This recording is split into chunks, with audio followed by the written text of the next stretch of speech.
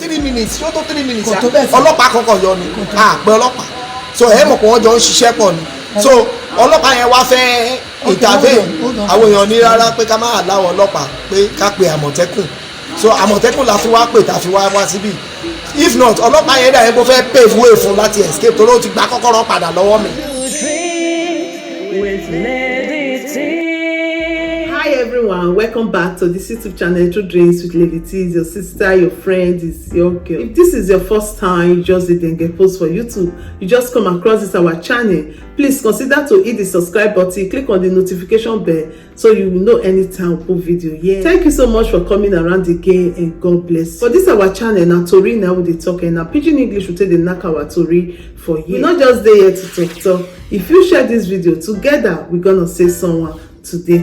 So my people, this story won't want to talk. So now the story about the driver when be say the cash he carry passengers, he won't carry them go give ritualist people. The baba when they inside the motor and the mama and even the driver, they don't talk wetin happen. Before now watch the video wetin they talk. I just want cut and short for people wey go just come watch this one wey be say dem no watch the beginning make dem for understand how the story take start. This baba and some passengers dem go Ojota Park for Lagos. Dem wan enter motor wey wan carry dem go Warri. So this place wey dem go so na park na dem go, no be say na roadside o. Dem give dem receipt and the receipt sef na 9,000 naira na dem wan take from Ojota take go Warri. There be 5 for inside the motor and the motor fit take 6 passengers, but the driver no wait to take the passenger wey go make am 6. He carry 5, e dey go like that. So wetin come happen be say baba na he come discover say no be Warri direction this man come take, he come take another direction. So they come dey drag the steering, they come fit park for one place, then people come gather. They come dey say but now Warri these people tell you say that they go, why you carry them come Ibadan? Wetin make the direction change? You understand? So the baba now he saved the life of the passenger. So I want to hear from the baba and the mama and the passenger, even the driver, wetin he talk. Then we will come back with the rest of our talk. For people wey be say una no dey hear Yoruba, I go explain to una wetin this baba talk later. Bàbá wa ẹ jọ̀ọ́ ẹ bá wa dárúkọ yín fún àwọn èèyàn.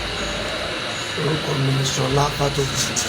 Bàbá wa ẹgbà tí wọ́n pè wá tí wọ́n fi ìṣẹ̀lẹ̀ tó wa ní etí, báwo ni ọ̀rọ̀ ṣe jẹ́ gan? A fẹ́ kẹ́ ẹ sọ fún àwọn aráalé tí wọ́n ń wò wá. ok àwọn ọkọ̀ látẹ̀kọ́ látọjọ́ta Park a lè lọ sí Ìbàdàn à ń lọ sí Warri. Ẹ ń lọ sí Warri. So bá a ṣe wọ mọ́tò ṣe ni yàtọ̀ sí èmi tí mo sùn àti mama tí wọ́n sùn ṣe làwọn yòókù sùn ká tó mọ nǹkan tó ṣẹlẹ̀. Èmi gan tí mi ò sùn àtàwọn tí wọ́n sùn àmọ́ bá a ṣe dé Ìbàdàn àkànbára wa ní Ìbàdàn níwájú Guru Maharaj. So Guru Maharaj yẹn lè mí rí tí mo fi tajú fún pé Ìbàdàn láwa yìí Warri là ń lọ. Bí ìmídélé yẹn náà ló dẹ̀ ṣe U-turn one way bẹ́ẹ̀ bóyá ṣe U-turn one way báyìí ọkùnrin kan ti ń dóde ní other side tó fẹ́ gbé. So bóyá ìfẹ́ gbọ́kùnrin yẹn ní other side lásán fún pé no ò lè gbé èèyàn wọn wá no bẹ́ẹ̀ náà ló ṣe fèsì ọ̀nà ojú ọ̀nà ó lóun gbé wá lọ village bá a ti bẹ̀rẹ̀ sí struggle steering pẹ̀lú ẹ̀. So bó ṣàṣe nǹkan mo yí ọwọ́ steering mọ́ lọ́wọ́ tó fi di pé ó pààkì wọnú ògùn láti wá yọ kọ́kọ́rọ́ mọ́tò káwọn èèyàn tó wá péjọ lé wa lórí. Ẹ̀yin mélòó ni ẹ wà nínú ọkọ̀? Àwa 5. Ẹ̀yin 5. Ó kì í ṣe inú ibùdókọ̀ gáràjì ni àbí níbo lẹ ti wọ ọkọ̀? Ibùdókọ̀ gáràjì lọ́jọ́ta. Ọjọ́ta gangan lẹ ti wọ àbí àwọn sọ́ọ̀lẹ̀? Dominion motor ni wọ́n ti gbé láti wọ mọ́tò. Tó gbé àwọn tó gbé wọ́n ní ìwé àṣẹ lọ́dọ̀ ìjọ. Ẹni tí wọ́n fún yín ní tíkẹ́ẹ̀tì náà ni a fi hàn ẹ̀yin aráalé kábà lè mọ̀ yí pé ẹgbẹ̀rún 9,000 naira. Ẹ jẹ́ bá wa dárúkọ yín. Balógun méjì Ọpẹ́yẹmí ẹbí kan náà lẹ ti jọ wọ mọ́tò pẹ̀lú tíkẹ́ẹ̀tì fi hàn wá ó jọ wáyé pé kì í ṣe pé bóyá ẹ wọ mọ́tò ní ìrònà gáràjì lẹ ti wọ ọkọ̀ tẹ́lẹ̀ fún yín ní receipt ẹnì kọ̀ọ̀kan bẹ́ẹ̀ ṣé ẹ̀yin náà ẹ ti sùn nígbà tí ìṣẹ̀lẹ̀ yìí ó ṣẹlẹ̀? Èmi ti sùn mọ́tò so mo ní mọ̀ pa bàtí màá lajú mo kọ̀ yí pé àwọn lọ tẹ̀yìn mọ́ lọ so àwọn páàkì làyàn wá gádà wa ibi tèmi ti pẹ̀lú mi ti sọ ní mọ́tò mo lè mọ gbígbé rẹ̀ ti ṣẹlẹ̀. tó bàbá wa pẹ̀lú táyé fi ojú rí àti tó ṣẹlẹ̀ ẹ̀ ń lọ sí Warri ó di pé ẹ bára yín Ìbàdàn kí lẹ rò pé arákùnrin ìfẹ́ sí pẹ̀lú ẹnìkan tẹ́ tó ló fẹ́ dé. ṣe bá ṣe tọ́ bó ṣe bí iye wa ṣe sọ níwájú Guru Maharaj báyìí tí mo pariwo pé Ìbàdàn lámà wá yìí bẹ́ẹ̀ náà ló dẹ̀ ṣe U-turn immediately lórí one way yẹn bó ṣe U-turn immediately lórí one way yẹn. orí one way náà ló ti ṣe ló sáré ṣe U-turn yẹn so ẹnìkan dúró dè ní other side of the road ó wá fẹ́ gbé ẹni yẹn mo wá sọ pé ò lè gbé passenger mọ́ wa. driver tó gbé yín ṣé Yorùbá ni àbí Igbo àbáwúsá.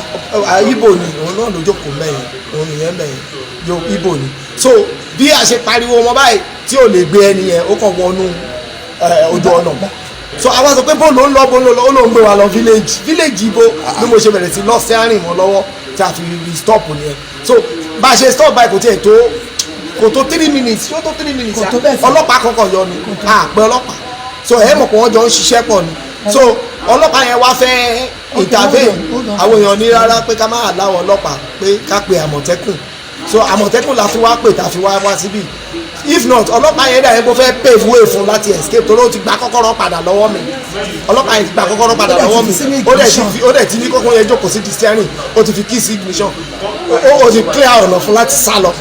ṣé ọlọ́pàá kan náà ni àbí wọ́n pọ̀. ọlọ́pàá kan ni. ọlọ́pàá kan. so làwọn èèyàn wá sọ pé ká má gba ọlọ́pàá láàyè o wọ́n máa dojú ọ̀rọ̀ ro ká pe Àmọ̀tẹ́kùn ká pa Àmọ̀tẹ́kùn báyìí fún anọ́mọ Àmọ̀tẹ́kùn ni ẹ báyìí pa Àmọ̀tẹ́kùn òun ló jẹ́ kọ́rọ̀ lójútùú báyìí tó ẹ bá àwọn ọlọ́pàá yẹn ráàyè mi ọ̀rọ̀ bá ti dàrú. ó lè jẹ́ ọlọ́pàá ayédèrú náà pé torí ẹ̀rí pé ọgbà Àmọ̀tẹ́kùn tẹ wáyé wọ́n ti pe àwọn ọlọ́pàá gan wọ́n jọ ń ṣiṣẹ́ pọ̀ iná ní pé ká ṣọ́ra ẹ̀rí pé nínú gáràjì náà lẹ ti wọ ọkọ̀ ní pé torí tó jẹ́ ọkọ̀ wá lóminú gidi gan nu pẹ̀lú rìsíìtì tá a rí tí èsì pé bóyá ẹ wọ ọkọ̀ ní ìmọ̀ràn títí ojú ẹ̀mọ gáràjì láti wọkọ̀ ọmọ wa àwọn àti ìdá àsùn tó ta ká wọ́n ní ẹ̀ẹ̀sùn olú àti dádùn nìkan là sùn. ẹ mọ̀ fún oríire ìyá wa Ọlọ́run ní já sínrin o Ọlọ́run ní já sínrin o ṣé ẹsẹ àti pélé. àti pélé nínú mọ́tò ẹ̀ adẹ̀ṣàkíyèsí ó tẹ́ aṣọ sílẹ̀ àwa ò fura pé bí akí mọ́tò má bàa dọ̀tí ni ó tẹ́ṣọ yẹn sílẹ̀ ó wà nínú mọ́tò yẹn níwájú ó wà lẹ́yìn mo rò pé aṣọ táwọn yẹn tẹ̀ mọ́lẹ̀ náà fi sùn aṣọ yẹn yìí wà níbẹ̀ ó tẹ́ sílẹ̀ kápẹ́ẹ̀tì dẹ̀ wà lábẹ́ aṣọ yẹn gbà tí awádọ́dẹ ọ̀rọ̀ táwọn Àmọ̀tẹ́kùn gbé wa lọ sọ́nà sókà lọ́hùn ni lọ́wọ́ á rí i pé aṣọ wo lélẹ̀ tẹ̀ mọ́lẹ̀ ẹ̀ẹ́dẹ̀ kákínì ní mọ́tò àwákọ̀ wọn mọ́tò ń tiwa ni aṣọ náà wọ́n ti ká wọn jọ wà lábẹ́ mọ́tò ní iwájú àti lẹ́yìn àkíyèsí mi nìyẹn. tó ẹ ṣe gan ni o.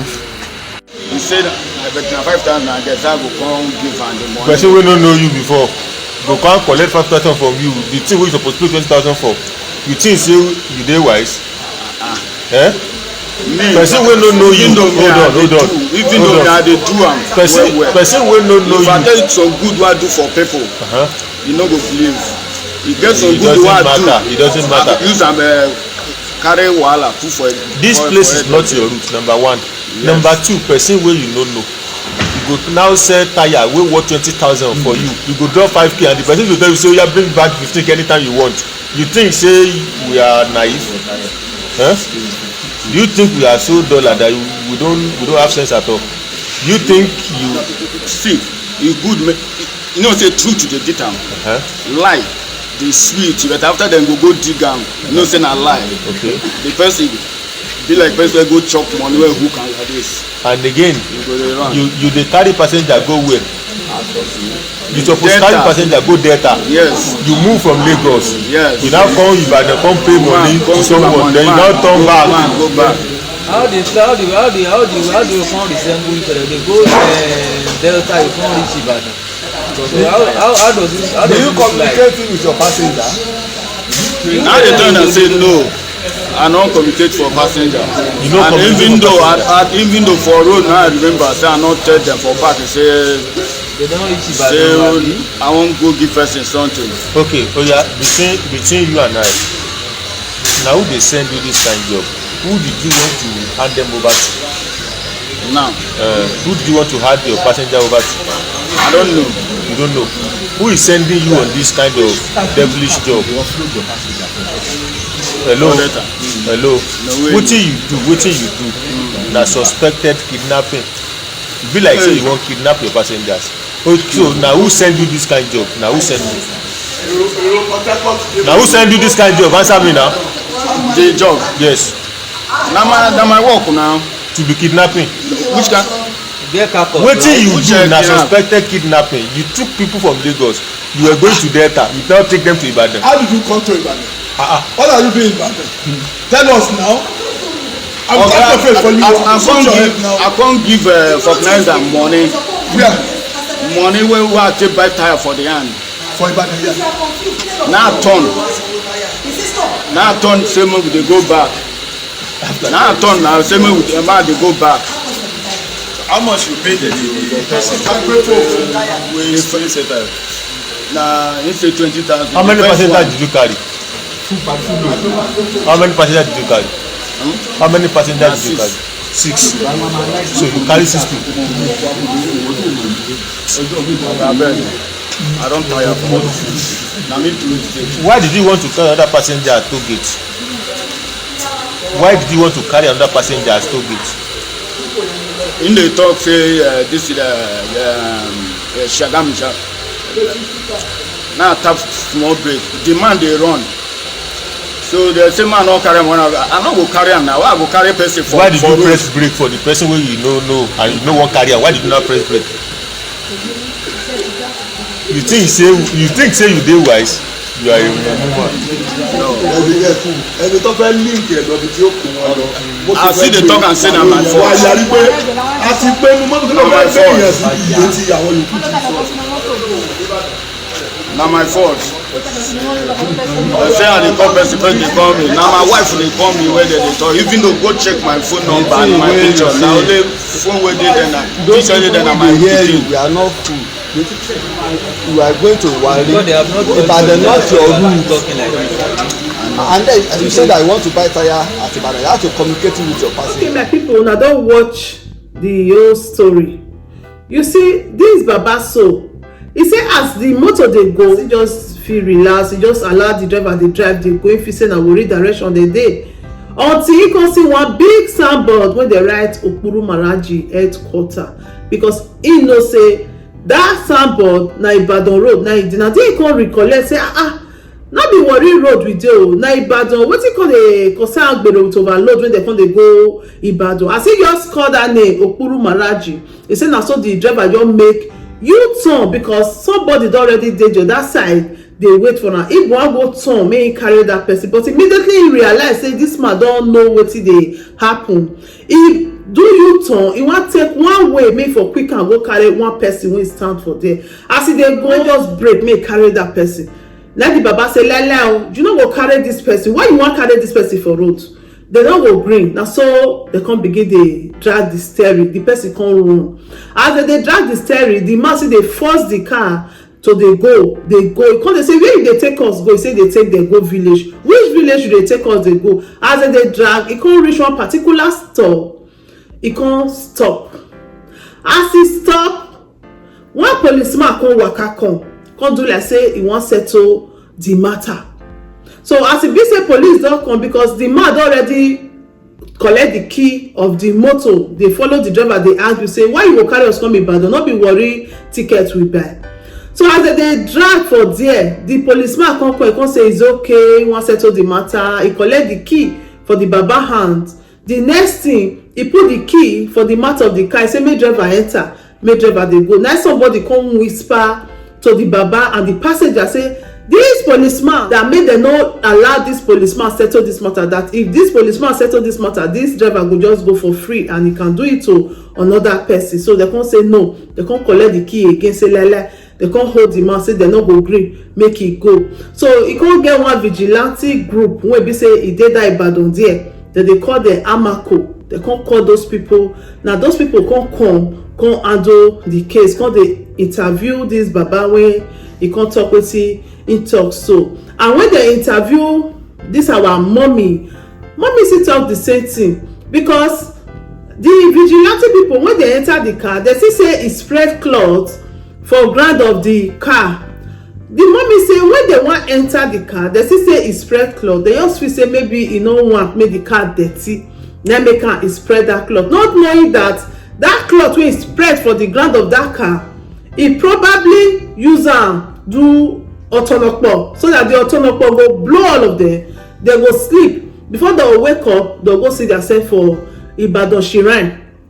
You understand? So, but thank God, Baba and Mommy, they no sleep for inside the motor. So now they come see ask the other passenger, that is this young guy una dey see, so say wetin happen? He say no, just know wetin happen. He just sleep. Only when he wake up, he see say Baba dey follow this man dey drive steering. Say where you dey carry us dey go. Now worry we tell you why they carry us go Ibadan. Now there he come take wake up when all of them come take support Baba wey be say this man no come fit succeed do wetin he do. So now wetin really happen be this one. So right now they ask the driver wetin make you change your direction? He say na so the vulcanizer wey help am for tire he wan pay am money, he dey Ibadan, he wan go give am money. So from there na he take go Ibadan. Then they say okay, you tell the passenger say we dey go Ibadan, I wan go give vulcanizer money. He say he no tell them. Okay, now the person wey you wan go give money, wetin be the person phone number? Where the person dey for Ibadan? He say he no know the person. Una see say wetin dey talk e no correct for him mouth, because every day for the thief, one day for the owner. Na just be the story of this driver, because wetin he really dey talk, I no see anything for inside. I no know wetin una think about wetin this driver dey talk. Person wey give you tire, you say you no get him number, you no know am. Where he dey, you no know. Okay, how come you wan go give am money? You no see anything talk for there. You understand? So I believe so now. See say even police people, they work with these people. You understand? That's why if you remember the story wey I talk last, the guy say when they carry them, they go, when they reach where police, the security people, they do roadblock, they just let them pass. They just give them small thing, they just let them pass. You understand? Okay, this time around now, you say you be police, you see say people they drag driver, say if they carry person go worry, he carry them go Ibadan, and you say it's okay, you put key for the this thing, say make the driver go. It can't be like say maybe na plan work. According to this Baba, he say na plan work. He say because how police go talk like that, say make you go, you know, even say okay, make we arrest am, we investigate first or whatever. He say make it they go, make that they go like that. That kind of thing don't make sense like that now. So as they come whisper for the Baba ear, say no leave out, they be the same. So now those Amako people now they come settle the matter, I can't do their custody.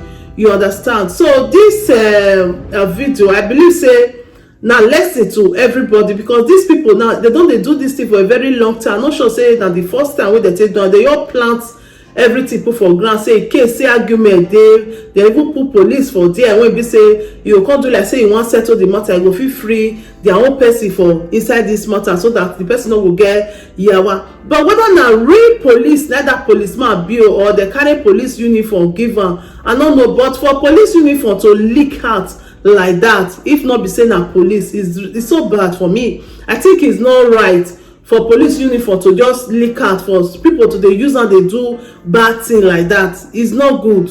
You understand? We know say soldier own they leak because say people they use and they do faction, but police uniform they know they use and do faction. You know fit leak like that. Maybe na policeman then will give am the uniform, or maybe na police when they work with these people. It's so bad. Nobody to run to.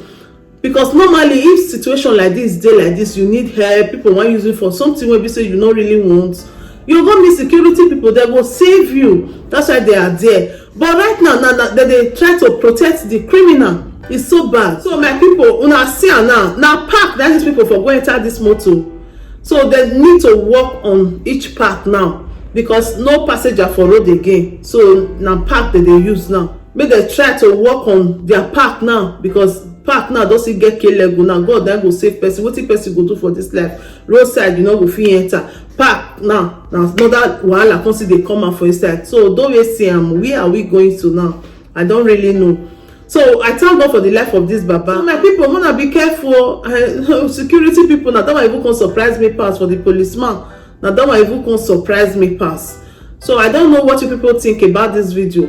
I would like you to drop your comment down there. But one thing wey I wan talk be say, I believe say make everybody be careful, because the rate wey people take dey find money nowadays, they can use anything to get money. How can you be a driver, you dey park, you dey work, you no go collect money 9,000 each person pay? If you go drop there, you go still get small thing for there. Why you want quick money? You wan use your fellow human being for kidnapping or ritualist? Because for me na two things now I still say if you do with these people, whether you go kidnap them, you go ask the family to pay for ransom, or they use them for ritualist. Na that two things, and you go get more money for there. Why?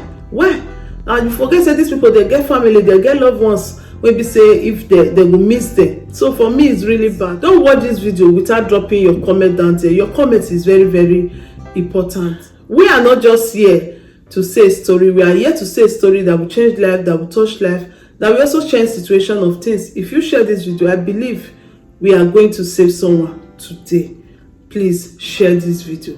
Thank you so much for watching. If you have not subscribed to our YouTube channel, please consider to hit that subscribe button, click on the notification bell so you will know anytime we put video. Yeah, thank you. I remain your sister, your friend, your girl, your pikin, anyone you call me. I did there for you. Children's Black Life with Lady T. See you on our next video. Ciao. If there is anything that is bothering you, my friend, please say it so others will learn. Bring it to True Dreams with Lady T, and God will be your strength. Bring it to True Dreams with